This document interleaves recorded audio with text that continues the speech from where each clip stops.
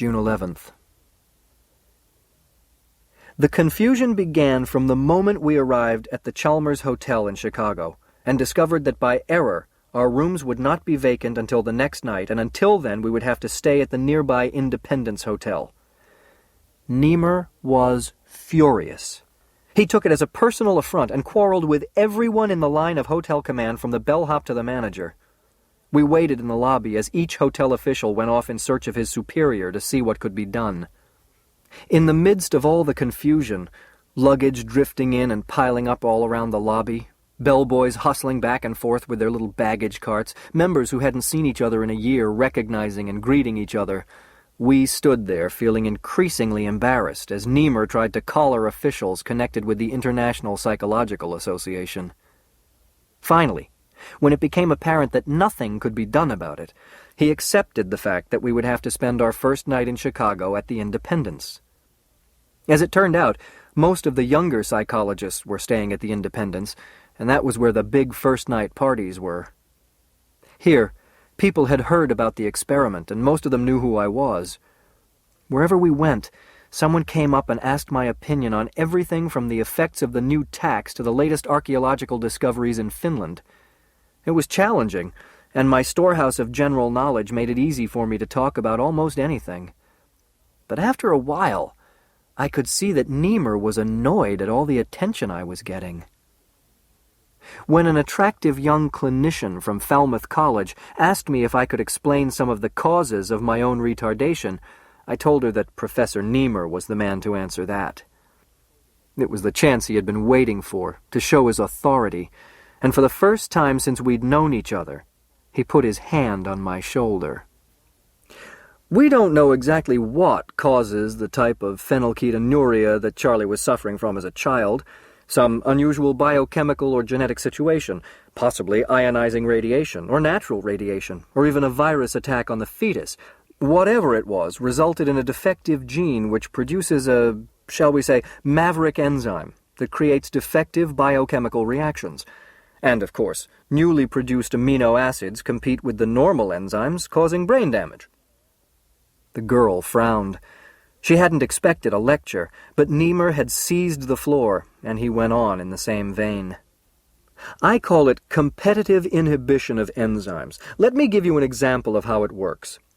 Think of the enzyme produced by the defective gene as a wrong key, which fits into the chemical lock of the central nervous system, but won't turn. Because it's there, the true key, the right enzyme, can't even enter the lock. It's blocked. Result? Irreversible destruction of proteins in the brain tissue. But if it is irreversible, intruded one of the other psychologists who had joined the little audience, how is it possible that Mr. Gordon here is no longer retarded? Ah, crowed Niemer. I said the destruction to the tissue was irreversible, not the process itself. Many researchers have been able to reverse the process through injections of chemicals which combine with the defective enzymes, changing the molecular shape of the interfering key, as it were. This is central to our own technique as well, but first we remove the damaged portions of the brain and permit the implanted brain tissue, which has been chemically revitalized, to produce brain proteins at a supernormal rate. Just a minute, Professor Niemer, I said, interrupting him at the height of his peroration. What about Rahajamati's work in that field? He looked at me blankly. Who? Rahajamati. His article attacks Taneda's theory of enzyme fusion, the concept of changing the chemical structure of the enzyme blocking the step in the metabolic pathway. He frowned. Where was that article translated? It hasn't been translated yet. I read it in the Hindu Journal of Psychopathology just a few days ago. He looked at his audience and tried to shrug it off. Well, I don't think we have anything to worry about. Our results speak for themselves. But Taneda himself first propounded the theory of blocking the maverick enzyme through combination, and now he points out that, oh, come now, Charlie. Just because a man is the first to come forth with a theory doesn't make him the final word on its experimental development. I think everyone here will agree that the research done in the United States and Britain far outshines the work done in India and Japan. We still have the best laboratories and the best equipment in the world. But that doesn't answer Rahajamati's point that this is not the time or place to go into that. I'm certain all of these points will be adequately dealt with in tomorrow's session. He turned to talk to someone about an old college friend, cutting me off completely, and I stood there dumbfounded. I managed to get Strauss off to one side, and I started questioning him. All right now, you've been telling me I'm too sensitive to him. What did I say that upset him that way? You're making him feel inferior, and he can't take it. I'm serious, for God's sake, tell me the truth. Charlie, you've got to stop thinking that everyone is laughing at you. Niemer couldn't discuss those articles because he hasn't read them. He can't read those languages. Not read Hindi and Japanese. Oh, come on now. Charlie, not everyone has your gift for languages. But then how can he refute Rahajamati's attack on this method, and Tanita's challenge to the validity of this kind of control? He must know about those— No, said Strauss thoughtfully. Those papers must be recent. There hasn't been time to get translations made. You mean you haven't read them either? He shrugged. I'm an even worse linguist than he is. But I'm certain before the final reports are turned in, all the journals will be combed for additional data. I didn't know what to say. To hear him admit that both of them were ignorant of whole areas in their own fields was terrifying. What languages do you know? I asked him. French, German, Spanish, Italian, and enough Swedish to get along. No Russian, Chinese, Portuguese? He reminded me that as a practicing psychiatrist and neurosurgeon, he had very little time for languages, and the only ancient languages that he could read were Latin and Greek, nothing of the ancient Oriental tongues. I could see he wanted to end the discussion at that point, but somehow I couldn't let go. I had to find out just how much he knew. I found out. Physics, nothing beyond the quantum theory of fields. Geology, nothing about geomorphology or stratigraphy or even petrology. Nothing about the micro or macroeconomic theory. Little in mathematics beyond the elementary level of calculus of variations, and nothing at all about Banach algebra or Riemannian manifolds. It was the first inkling of the revelations that were in store for me this weekend. I couldn't stay at the party. I slipped away to walk and think this out. Frauds, both of them. They had pretended to be geniuses, but they were just ordinary men working blindly, pretending to be able to bring light into the darkness. Why is it that everyone lies? No one I know is what he appears to be. As I turned the corner, I caught a glimpse of Bert coming after me. "What's the matter?" I said as he caught up to me. "Are you following me?" He shrugged and laughed uncomfortably. "Exhibit A, star of the show. Can't have you run down by one of these motorized Chicago cowboys or mugged and rolled on State Street. I don't like being kept in custody." He avoided my gaze as he walked beside me, his hands deep in his pockets. "Take it easy, Charlie. The old man is on edge. This convention means a lot to him. His reputation is at stake." "I didn't know you were so close to him," I taunted, recalling all the times Bert had complained about the professor's narrowness and pushing. "I'm not close to him." He looked at me defiantly. "But he's put his whole life into this. He's no Freud or Jung or Pavlov or Watson, but he's doing something important, and I respect his dedication. Maybe even more because he's just an ordinary man trying to do a great man's work, while the great men are all busy making bombs." "I'd like to hear you call him ordinary to his face." "It doesn't matter what he thinks of himself. Sure, he's egotistic, so what? It takes that kind of ego to make a man attempt a thing like this. I've seen enough of men like him to know that mixed in with that pompousness and self-assertion is a goddamn good measure of uncertainty and fear." "And phoniness and shallowness," I added. "I see them now as they really are. Phonies. I suspected it of Niemer. He always seemed frightened of something. But Strauss surprised me. Bert paused and let out a long stream of breath. We turned into a luncheonette for coffee, and I didn't see his face, but the sound revealed his exasperation. "You think I'm wrong?" "Just that you've come a long way kind of fast," he said. "You've got a superb mind now, intelligence that can't really be calculated, more knowledge absorbed by now than most people pick up in a long lifetime. But you're lopsided. You know things, you see things, but you haven't developed understanding or, I have to use the word, tolerance. You call them phonies, but when did either of them ever claim to be perfect or superhuman? They're ordinary people. You're the genius."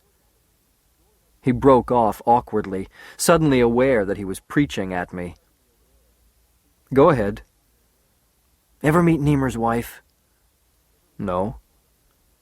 "If you want to understand why he's under tension all the time, even when things are going well at the lab and in his lectures, you've got to know Bertha Niemer. Did you know she got him his professorship? Did you know she used her father's influence to get him the Wellberg Foundation grant? Well, now she's pushed him into this premature presentation at the convention. Until you've had a woman like her riding you, don't think you can understand the man who has." I didn't say anything, and I could see he wanted to get back to the hotel. All the way back we were silent. Am I a genius? I don't think so, not yet anyway. As Bert would put it, mocking the euphemisms of educational jargon, I'm exceptional, a democratic term used to avoid the damning labels of gifted and deprived, which used to mean bright and retarded. And as soon as exceptional begins to mean anything to anyone, they'll change it. The idea seems to be, use an expression only as long as it doesn't mean anything to anybody. Exceptional refers to both ends of the spectrum. So all my life I've been exceptional. Strange about learning. The farther I go, the more I see that I never knew even existed. A short while ago, I foolishly thought I could learn everything, all the knowledge in the world. Now I hope only to be able to know of its existence and to understand one grain of it. Is there time? Bert is annoyed with me. He finds me impatient, and the others must feel the same. But they hold me back and try to keep me in my place. What is my place? Who and what am I now? Am I the sum of my life, or only of the past months? Oh, how impatient they get when I try to discuss it with them. They don't like to admit that they don't know. It's paradoxical that an ordinary man like Niemer presumes to devote himself to making other people geniuses. He'd like to be thought of as the discoverer of new laws of learning, the Einstein of psychology. And he has the teacher's fear of being surpassed by the student, the master's dread of having the disciple discredit his work. Not that I am in any real sense Niemer's student or disciple as Bert is. I guess Niemer's fear of being revealed as a man walking on stilts among giants is understandable. Failure at this point would destroy him. He's too old to start all over again.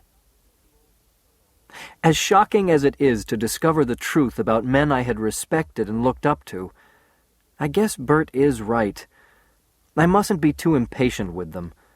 Their ideas and brilliant work made the experiment possible. I've got to guard against the natural tendency to look down on them now that I've surpassed them. I've got to realize that when they continually admonish me to speak and write simply so that people who read these reports will be able to understand me, they're talking about themselves as well. But still, it's frightening to realize that my fate is in the hands of men who are not the giants I once thought them to be, men who don't know all the answers.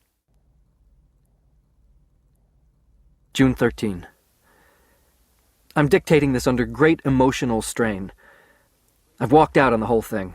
I'm on a plane headed back to New York alone, and I have no idea what I'm going to do when I get there. At first, I admit I was in awe at the picture of an international convention of scientists and scholars gathered for an exchange of ideas. Here, I thought, was where it all really happened.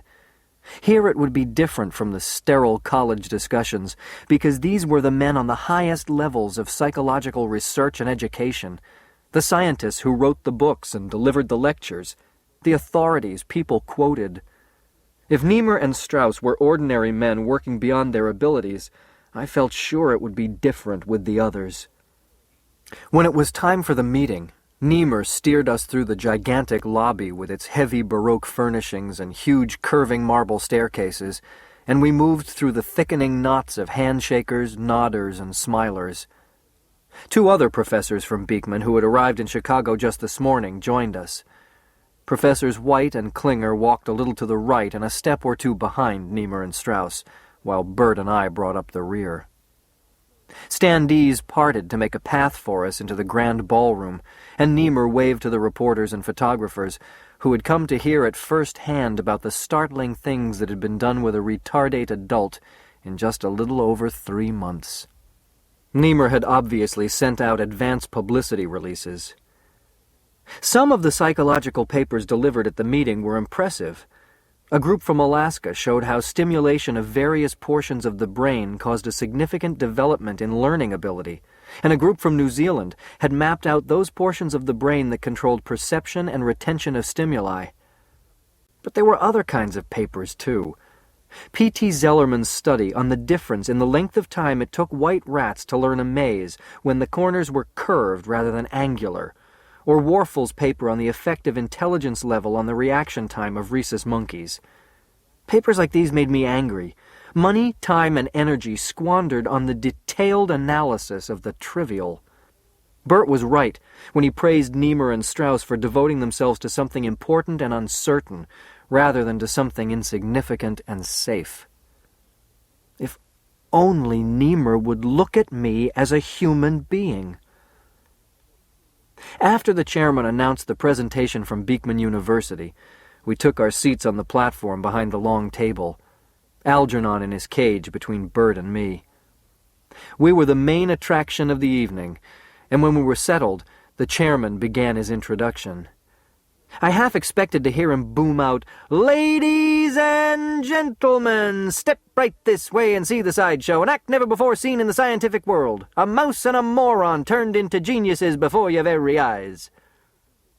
I admit I had come here with a chip on my shoulder. All he said was, "The next presentation really needs no introduction. We've all heard about the startling work being done at Beekman University, sponsored by the Wellberg Foundation grants, under the direction of the chairman of the psychology department, Professor Niemer, in cooperation with Dr. Strauss of the Beekman Neuropsychiatric Center. Needless to say, this is a report we've all been looking forward to with great interest.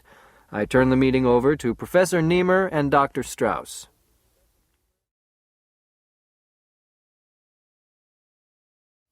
Niemer nodded graciously at the chairman's introductory praise and winked at Strauss in the triumph of the moment.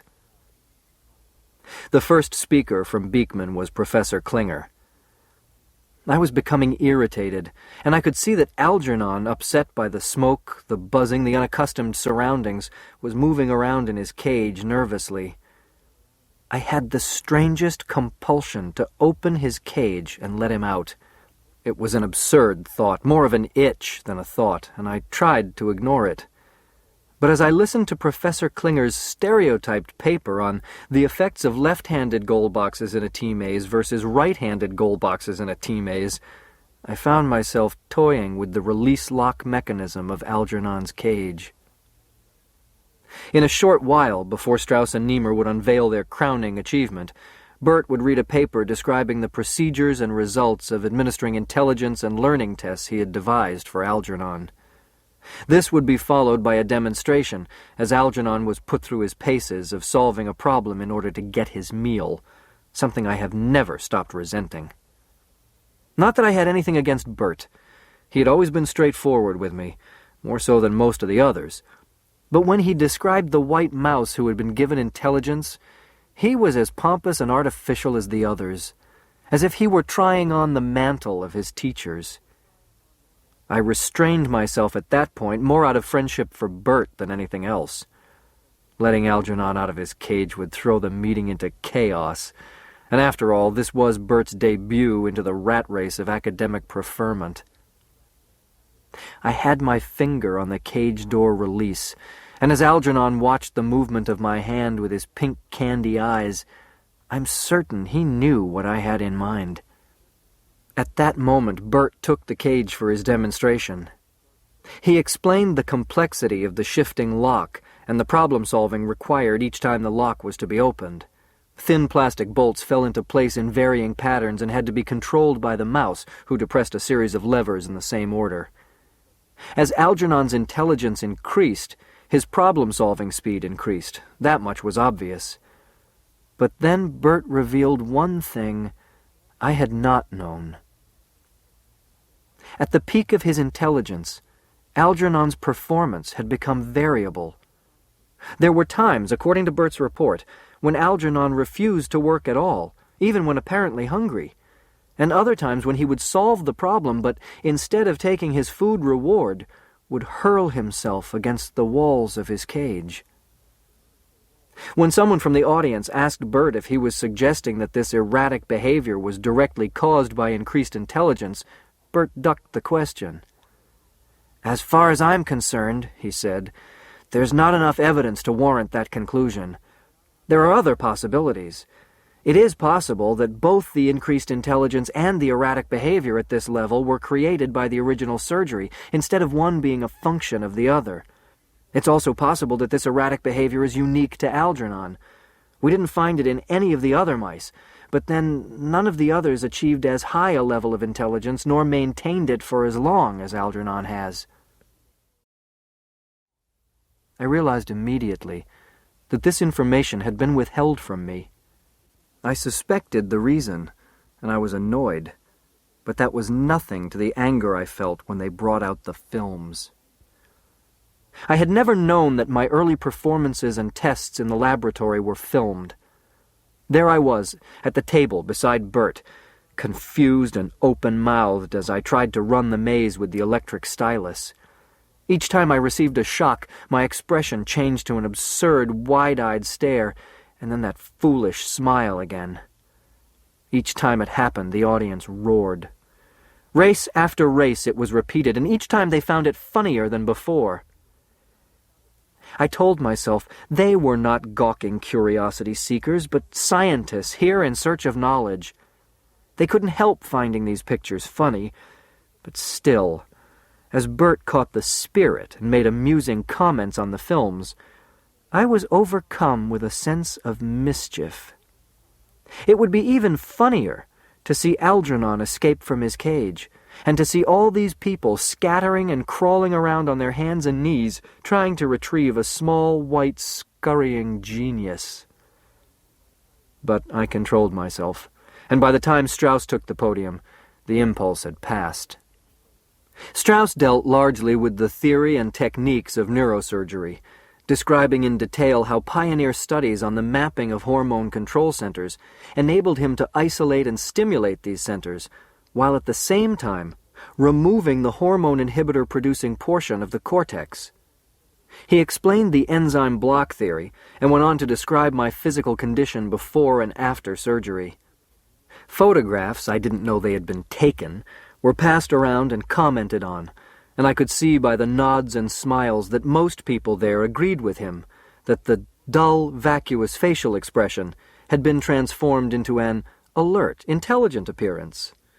He also discussed in detail the pertinent aspects of our therapy sessions, especially my changing attitudes toward free association on the couch. I had come there as part of a scientific presentation, and I had expected to be put on exhibition, but everyone kept talking about me as if I were some kind of newly created thing they were presenting to the scientific world.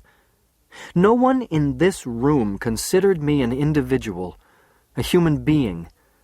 The constant juxtaposition of Algernon and Charlie and Algernon made it clear that they thought of both of us as a couple of experimental animals who had no existence outside the laboratory. But aside from my anger, I couldn't get it out of my mind that something was wrong. Finally, it was Niemer's turn to speak, to sum it all up as the head of the project, to take the spotlight as the author of a brilliant experiment. This was the day he had been waiting for. He was impressive as he stood up there on the platform, and as he spoke, I found myself nodding with him, agreeing with things I knew to be true. The testing, the experiment, the surgery, and my subsequent mental development were described at length, and his talk was enlivened by quotations from my progress reports. More than once I found myself hearing something personal or foolish read to this audience. Thank God I had been careful to keep most of the details about Alice and myself in my private file. Then, at one point in his summary, he said it. We who have worked on this project at Beekman University have the satisfaction of knowing we have taken one of nature's mistakes and by our new techniques created a superior human being. When Charlie came to us, he was outside of society, alone in a great city, without friends or relatives to care about him, without the mental equipment to live a normal life. No past, no contact with the present, no hope for the future. It might be said that Charlie Gordon did not really exist before this experiment. I don't know why I resented it so intensely to have them think of me as something newly minted in their private treasury, but it was, I am certain, echoes of that idea that had been sounding in the chambers of my mind from the time we had arrived in Chicago. I wanted to get up and show everyone what a fool he was, to shout at him, I'm a human being, a person with parents and memories and a history, and I was before you ever wheeled me into that operating room. At the same time, deep in the heat of my anger, there was forged an overwhelming insight into the thing that had disturbed me when Strauss spoke, and again when Niemer amplified his data. They had made a mistake. Of course. The statistical evaluation of the waiting period necessary to prove the permanence of the change had been based on earlier experiments in the field of mental development and learning, on waiting periods with normally dull or normally intelligent animals. But it was obvious that the waiting period would have to be extended in those cases where an animal's intelligence had been increased 2 or 3 times. Niemer's conclusions had been premature. For both Algernon and myself, it would take more time to see if this change would stick.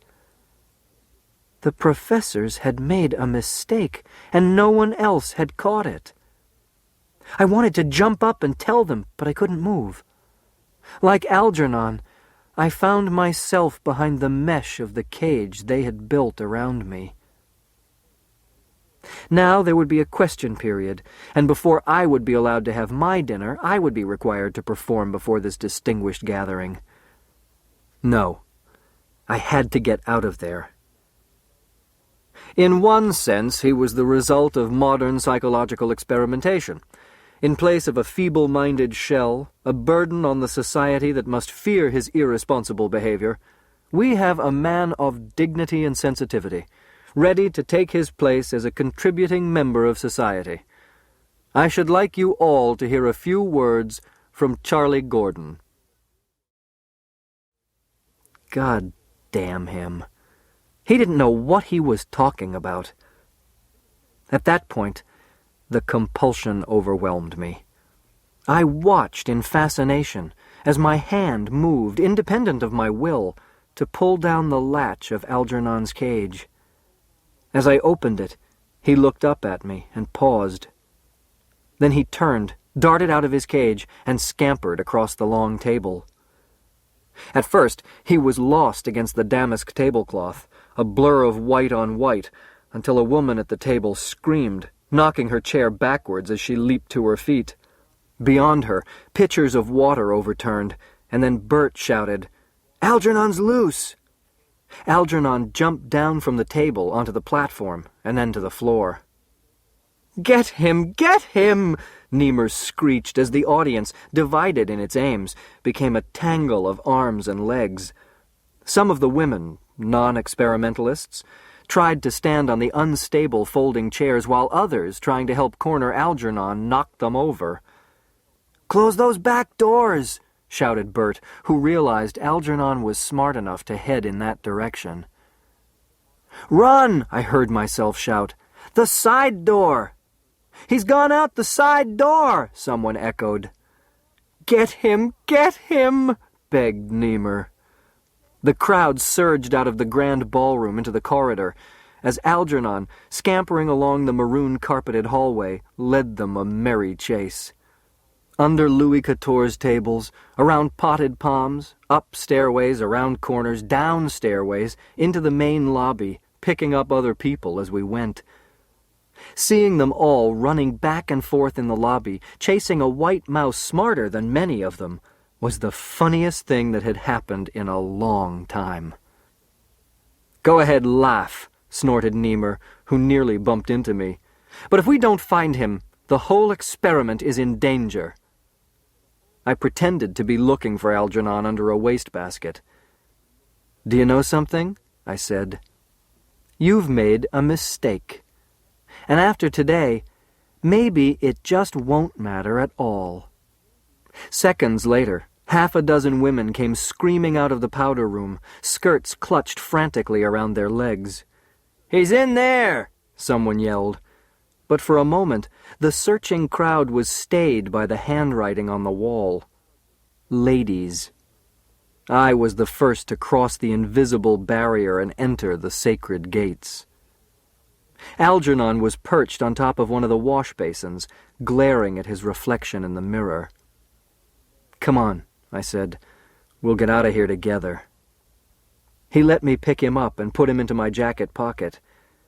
"Stay in there quietly until I tell you." The others came bursting through the swinging doors, looking guiltily as if they expected to see screaming nude females. I walked out as they searched the washroom, and I heard Bert's voice. "There's a hole in that ventilator. Maybe he went up there." "Find out where it leads to," said Strauss. "You go up to the second floor," said Niemer, waving to Strauss. "I'll go down to the basement." At this point, they burst out of the ladies' room, and the forces split. I followed behind the Strauss contingent up to the second floor as they tried to discover where the ventilator led to. When Strauss and White and their half-dozen followers turned right down Corridor B, I turned left up Corridor C and took the elevator to my room. I closed the door behind me and patted my pocket. A pink snout and white fuzz poked out and looked around. "I'll just get my things packed," I said, "and we'll take off. Just you and me, a couple of man-made geniuses on the run." I had the bellhop put the bags and the tape recorder into a waiting taxi, paid my hotel bill, and walked out the revolving door with the object of the search nestling in my jacket pocket. I used my return flight ticket to New York. Instead of going back to my place, I plan to stay at a hotel here in the city for 1 or 2 nights. We'll use that as a base of operations while I look for a furnished apartment somewhere midtown. I want to be near Times Square. Talking all this out makes me feel a lot better, even a little silly. I don't really know why I got so upset or what I'm doing on a jet heading back to New York with Algernon in a shoebox under the seat. I mustn't panic. The mistake doesn't necessarily mean anything serious. It's just that things are not as definite as Niemer believed. But where do I go from here? First, I've got to see my parents as soon as I can. I may not have all the time I thought I had.